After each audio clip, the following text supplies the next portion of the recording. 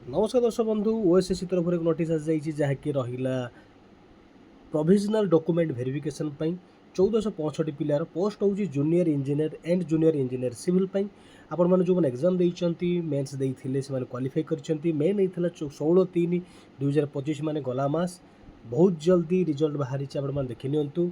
तो बर्तमान 22 तारीख आरंभ हो वेरिफिकेशन ऑनवर्ड्स आपण शेड्यूल पाइबे। तो आपण मैंने निज ना को देखी नियंतु। जो मैंने सिलेक्शन होती से अनेक अनेक शुभेच्छा और शुभकामना भलरे आपण मैंने वेरिफिकेशन करके आसबे। खास कर वीडियो को शेयर करेंगे जो द्वारा कि जो मैंने अच्छा से पाखे भी पहुँचीज। देखो यहाँ हूँ ओभरऑल कटअप जो मैंने डॉक्यूमेंट वेरिफिकेशन में सर्टलिस्ट होती देखी नियंतु। कटअप केते कौन जाइए ओभरऑल कटअप ठीक ठाक जाइए। यूआर 77 SCBC 70 SC 62.5 ST 54 भल कटअप जाइए। तेणुकर आपण मैंने समस्त शुभेच्छा और शुभकामना निज निज भितर वीडियो को शेयर करनी।